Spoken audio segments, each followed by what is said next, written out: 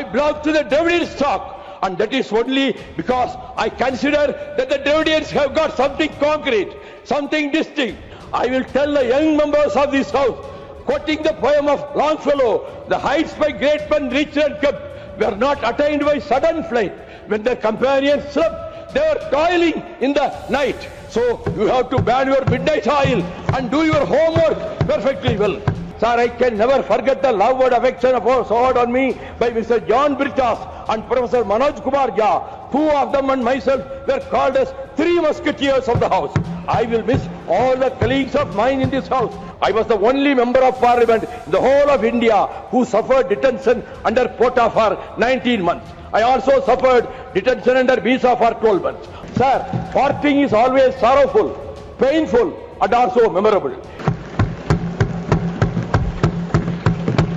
Honorable Deputy Chairman, sir, I thank you very much for giving me this opportunity, and I also thank all the leaders of political parties here for enabling me to express my farewell to this august house and all the colleagues of mine here. I thank from the core of my heart to the former chairman, Honorable Jagdeep Tankar, who had shown to me affection and regards always.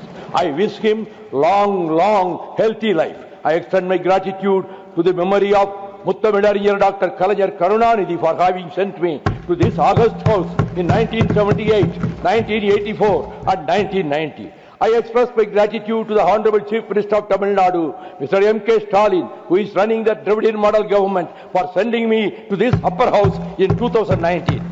I was molded by the then leader of DMK Parliament Party, Honorable Mr. Murasali Maran. Sir, with all humbleness I would submit, I was instrumental in unveiling the portrait of Baba Sahib Dr. Ambedkar in the Central Hall of Parliament by the then Honorable Prime Minister, Mr. Vishwanath Pratap Singh. I initiated the call attention for 13 times about the tragedy of Elam Tamils and the genocide committed by the demonic Sinhalese government. I was the only member of parliament in the whole of India who suffered detention under quota for 19 months. I also suffered detention under visa for 12 months. On the whole, I have suffered detention for 5.5 years in the prison. Under quota, I wrote my emotions and happenings in the form of a book titled From the Portals of a Prison, which was released by the then Honorable Prime Minister, Dr. Monsoon Singh on 3rd September 2004 in Chennai. Sir, parting is always sorrowful, painful, and also memorable. In this great chamber, I got the privilege of listening to the memorable speeches of the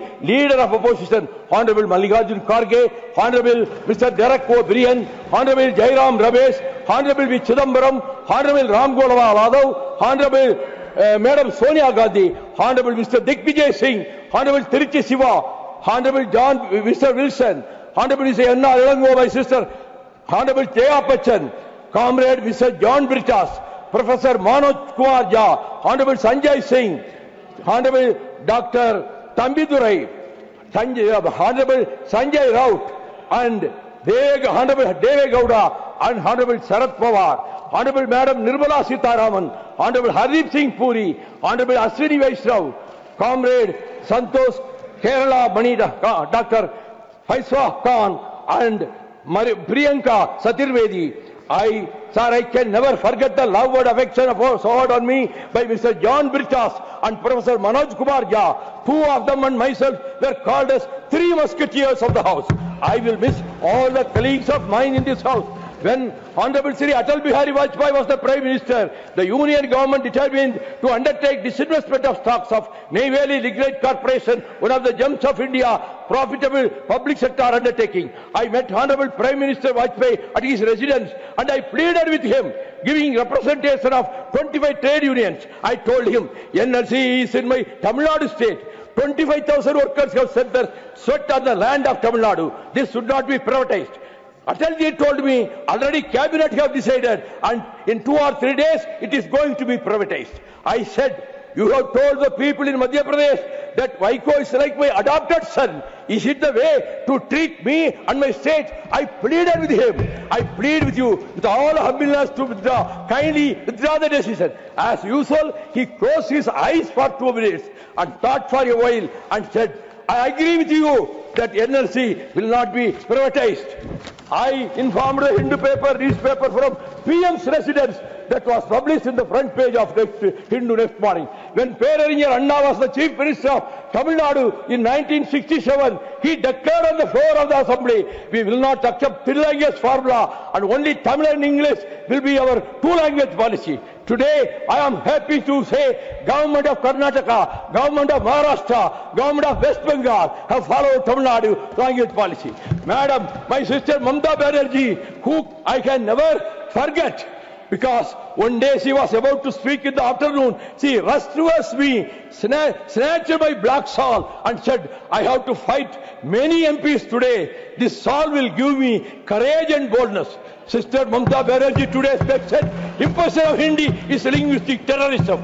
I would like to thank the Secretary General and his whole team for the cooperation extended to me. I will tell the young members of this House, quoting the poem of Longfellow, the heights by great men reached and kept were not attained by sudden flight.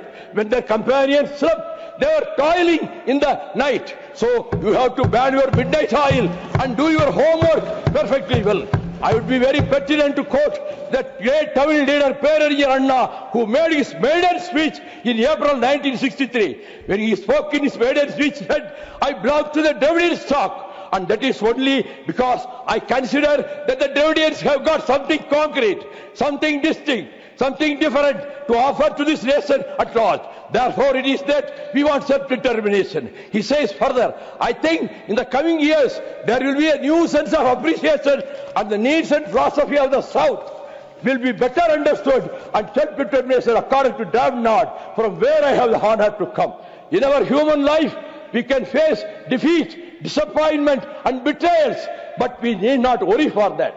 I do submit that immemorable quotation about Maha Pratap Singh after the defeat of Hatigati War in 1576.